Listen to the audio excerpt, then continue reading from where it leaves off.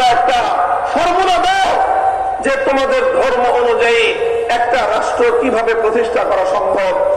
যদি সবগুলো ধর্মের কাছ থেকে আমরা একটা একটা করে ফর্মুলা পাই, মুসলমানরা দিল ইসলামী রাষ্ট্রের ফর্মুলা, হিন্দুরা দিল হিন্দু রাষ্ট্রের ফর্মুলা, বৌদ্ধরা দিল বৌদ্ধ রাষ্ট্রের ফর্মুলা, খ্রিস্টানরা দিল খ্রিস্ট রাষ্ট্রের ফর্মুলা, ইহুদিরা দিল ইহুদি রাষ্ট্রের ফর্মুলা, অন্যান্য ধর্মাবলম্বীরা নিজ নিজ ধর্ম অনুযায়ী রাষ্ট্র প্রতিষ্ঠার এবং রাষ্ট্র পরিচালনার ফর্মুলা দিল। তারপরে আমরা তুলনা করব, কম্পেয়ার করে দেখব যে কোন ফর্মুলাটা মানুষের জন্য বেশি কল্যাণকর, তারপরে আমরা সেই ফর্মুলা বাস্তবায়ন করব। এটা হলো যুক্তির সাধারণ দাবি। তবে আমি আপনাদেরকে আশ্বস্ত করতে চাই, আলোচনা এতদূর পর্যন্ত কোনোদিন গড়াবে না। আলোচনা এতদূর পর্যন্ত কোনোদিন গড়াবে না। কেন গড়াবে না? কারণ আমরা মুসলিম হিসাবে ইসলাম ধর্ম মোতাবেক একটা রাষ্ট্র গঠন এবং রাষ্ট্র পরিচালনার ফর্মুলা দেওয়ার জন্য 5 মিনিটের বেশি প্রয়োজন আমাদের হবে না। আমাদের কাছে আমাদের আনন্দের কাছে আমাদের ধর্মীয় বক্তাদের লিখিত কিতাবপত্রের মধ্যে আজ থেকে নয়, শত শত বছর ধরে পুরো বিশ্ববাসীর কাছে ইসলাম অনুযায়ী রাষ্ট্র প্রতিষ্ঠার যে ফর্মুলা, তার ফর্মুলা গোটা বিশ্ববাসীর কাছে দেওয়া আছে। সেই ফর্মুলা দিতে আমাদের 5 মিনিটেরও প্রয়োজন হবে না।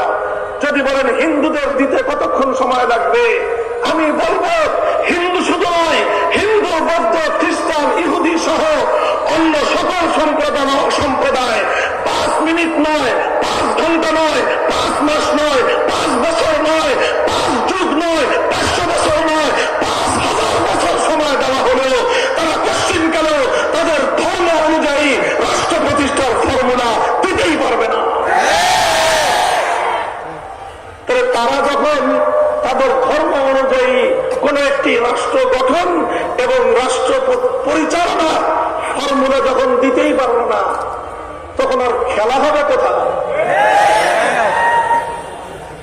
আরে খেলা তো হবে বললেন, গলা ফাটায় চিৎকার করে বললেন খেলা হবে, বলে নাই? আরে খেলা যখন হবে বললেন, রেফারি যখন মাঠে নামলো, আপনারা তো মাঠ তো দূরের কথা, সীমান্তের ভিতরেই নাই, লেভেল প্লেইং ফিল্ড তৈরি হলো, আসেন দেখি খেলি। কত ধানে কত চাল মাপামাপি হোক, খেলা হোক, কার খেলার জোর কত দূর। মুহতারাম হাজরিন, ঠিক এখানে যেভাবে প্রতিদ্বন্দ্বী কেউ মাঠে না থাকবার কারণে এখন আর খেলা হবে এই কথা নাই। ঠিক তদ্রুপ আল্লাহর উপর পরিপূর্ণ আস্থা বিশ্বাস, ইসলাম ধর্মের উপর পরিপূর্ণ কনফিডেন্স নিয়ে আমি কোন ঘরের কোণে কথা বলতেছি না, ওপেন এই কথার চ্যালেঞ্জ আমি আরো বহুদিন ধরে বাংলার প্রত্যন্ত অঞ্চলে দিয়ে আসছি। আমার কথা হাজার হাজার নয়, লক্ষ লক্ষ মানুষের কর্ণকুহরে পৌঁছে গিয়েছে। ইন্টারনেটের যুগে কোটি কোটি মানুষের কাছে আমার মেসেজ, এই চ্যালেঞ্জ পৌঁছে গিয়েছে। আসল আন্তঃধর্মীয় সংলাপ হবে প্রত্যেক ধর্মাবলম্বীদের কাছ থেকে। আজকের একবিংশ শতাব্দীতে আধুনিক রাষ্ট্র ব্যবস্থার রূপরেখা আমরা চাই। একবিংশ শতাব্দীতে দুনিয়ার 700 কোটি মানুষের রাষ্ট্র রাজনীতি সংক্রান্ত সমস্যার সমাধান কোন ফর্মুলায় হবে? তুমি তোমাদের ধর্মীয় নীতি, হিন্দু ধর্ম, বৌদ্ধ ধর্ম, ইহুদি অথবা খ্রিস্টান ধর্মের ধর্মীয় ফর্মুলার আলোকে নিয়ে আসো। আমাদের এই চ্যালেঞ্জ তোমরা গ্রহণ করো। আমার এই চ্যালেঞ্জ বছরের পর বছর, শতাব্দীকাল পর শতাব্দী পর্যন্ত ইতরে পাথরে ভাসতে থাকবে। এই চ্যালেঞ্জ গ্রহণ করবার মতো এই মহাবিশ্বের মধ্যে কোন বাপের বেটার জন্ম হয় নাই, হবেও না। মুহতারাম হাজিরিন, আমি অন্য কোন ধর্মকে নেগলেক্ট করছি না, অন্য কোন ধর্মকে ক্ষত করছি না, অন্য কোন ধর্মের আমি বদনাম করছি না। তবে আমাকে তো রিয়েলিটি বলতেই হবে। তোমরা রিয়েলিটি মেনে নাও। এই রিয়েলিটি তোমাদেরকে মেনে নিতেই হবে, কারণ তোমার ধর্মের মধ্যে এই সাবজেক্টটা নাই। আমার ধর্মে আছে, তোমার ধর্মে নাই, তো খেলা হবে কিভাবে? মুহতারাম হাজিরিন, কথাটা এই জায়গায় পরিষ্কার কথা, একমাত্র ইসলাম সেই ১,০০০ বছর পূর্বকালীন সেই প্রাচীন যুগীয় বিশ্ব ব্যবস্থা যেমনি ভাবে রাষ্ট্র পরিচালনা সংক্রান্ত নীতিমালা দিয়ে রাষ্ট্র গঠন থেকে নিয়ে শুরু করে রাষ্ট্র পরিচালনা পর্যন্ত প্রতিটি বিষয়ে যেভাবে পূর্ণাঙ্গ এবং একমাত্র গ্রহণযোগ্য সমাধান দিয়েছে, ইসলাম ছাড়া অন্য কোন আদর্শ, অন্য কোন মতবাদ, অন্য কোন ধর্ম আজ পর্যন্ত সেটা দিতে পারে নাই এবং কিয়ামত পর্যন্ত দেওয়া সম্ভব নয়। এটা শুধুমাত্র আমাদের মুখের গলার জোরের কথা নয়, এটা শুধুমাত্র আমাদের মুখের জোরের কথা নয়, এটা শুধুমাত্র নিজেদের মজমার মধ্যে, নিজের অনুসারীদের মধ্যে জোর গলা বলা এক কথা নয়, বরং এটা আমি আবারও বলছি, সারা পৃথিবীর ৭০০ কোটি অডিয়েন্সকে সামনে রেখে, পৃথিবীর সমস্ত ধর্মাবলম্বীদেরকে সামনে রেখে আমরা ওপেন চ্যালেঞ্জ ঘোষণা করছি যে তোমরা আধুনিক যুগের রাষ্ট্র পরিচালনা সংক্রান্ত একটা ধর্মীয় ফর্মুলা যার যার ধর্মের আলোকে প্রণয়ন করে সাবমিট করো। ইসলাম ধর্মের জন্য সময় নিলাম কেবলমাত্র 5 মিনিট, অন্যান্য ধর্মাবলম্বীদেরকে সময় দিলাম ৫,০০০ বছর। আলহামদুলিল্লাহ ৫,০০০ বছর পরে যে ফলাফল আসবে, যদি আল্লাহর জমিন এই আসমান যদি অবশিষ্ট থাকে, টিকে থাকে, কিয়ামত যদি কায়েম না হয়, ৫,০০০ বছর পরে কি ফলাফল হবে সেটা আমি ৫,০০০ বছর আগেই ভবিষ্যৎবাণী করে যাই। ফাইল্লাম তাফআলু ওয়া লান তাফআলু, ৫,০০০ বছর পরেও ইসলাম ছাড়া অন্য কোন ধর্মের পক্ষ থেকে আধুনিক যুগের রাষ্ট্র পরিচালনা সংক্রান্ত কোন ফর্মুলা দেওয়া সম্ভব হবে না। আরো ভালোভাবে বোঝার জন্য বলি, এটা তো শুধু চ্যালেঞ্জটা করলাম, এটা শুধুমাত্র আমি জ্ঞানগত বিশ্বাসগত ভাবে কোরআন সুন্নাহর আলোকে আমাদের বক্তব্যের দাবিটা আমি উত্থাপন করলাম। এবার চলুন এই দাবির সপক্ষে আমি কিছু প্রমাণ নিয়ে আলোচনা করি। আমি দুটো বিষয় উত্থাপন করব, যে দুটো বিষয়ের দ্বারা প্রমাণ হবে যে কেন ইসলাম একমাত্র পূর্ণাঙ্গ জীবন ব্যবস্থা, ইসলাম কেন একমাত্র আধুনিক যুগের রাষ্ট্র ব্যবস্থার উপহার দিতে পারে আর অন্যান্য ধর্মরা কেন পারে না, কেন নাই তাদের কাছে। প্রথম দৃষ্টান্ত বলি, আজকে এটা চলছে হলো 2024 সালের, আজকে হলো 14ই ডিসেম্বর, অর্থাৎ এই বছরে আর মাত্র 15 দিন অবশিষ্ট আছে, এরপরে শুরু হবে 2025 সাল। এই 2025 সালে মিলেনিয়ামের যুগের এই সময়ে এসে সারা পৃথিবীর অত্যন্ত গুরুত্বপূর্ণ একটা বিষয়, গ্লোবাল নেটওয়ার্কের সবচেয়ে ইম্পর্টেন্ট ম্যাটার, সবচেয়ে গুরুত্বপূর্ণ সাবজেক্ট যেটা, সেটা হলো মানুষের অর্থনৈতিক ব্যবস্থা। অর্থনৈতিক ব্যবস্থা কিভাবে চলবে, মানুষের অর্থনীতি কিভাবে পৃথিবীর এক প্রান্ত থেকে আরেক প্রান্তের মানুষ ইচ আদার, একের সঙ্গে অপরের ইন্টারাকশন হবে, একের সঙ্গে অপরের ট্রানজাকশন হবে, কিভাবে অর্থের লেনদেন হবে, কিভাবে অর্থের আদান প্রদান হবে, খুব গুরুত্বপূর্ণ একটা বিষয়। অর্থনীতি এটা একটি রাষ্ট্র ব্যবস্থার সবচেয়ে গুরুত্বপূর্ণ পয়েন্ট। যে কোনো রাষ্ট্রের সফলতার প্রথম বুনিয়াদ হল অর্থ ব্যবস্থা। কোন রাষ্ট্রের অর্থনীতি যদি দুর্বল হয়, সেই রাষ্ট্র ব্যর্থ এবং ফল করতে বাধ্য। যে রাষ্ট্রের অর্থনীতি সবল, সেই রাষ্ট্রটা পৃথিবীর বুকে মাথা উঁচু করে দাঁড়াতে সক্ষম হয়। এত গুরুত্বপূর্ণ একটা বিষয় অর্থনীতিকে সামনে রেখে আমি জাস্ট শুধুমাত্র এতটুকু চ্যালেঞ্জ করি যে এই যে 2025 সাল আসছে, এই 2025 সালের যে কোনো একটা দেশ, ফর এক্সাম্পল বাংলাদেশ অথবা পার্শ্ববর্তী ভারত, ইন্ডিয়া, যে কোনো একটা দেশ এক্সাম্পল হিসাবে নিয়ে, দৃষ্টান্ত হিসাবে নিয়ে আমরা একটা কথা বলি, চলো 2025 সালে একটি রাষ্ট্রের বাজেট ধর্মের আলোকে তোমরা প্রদান করো।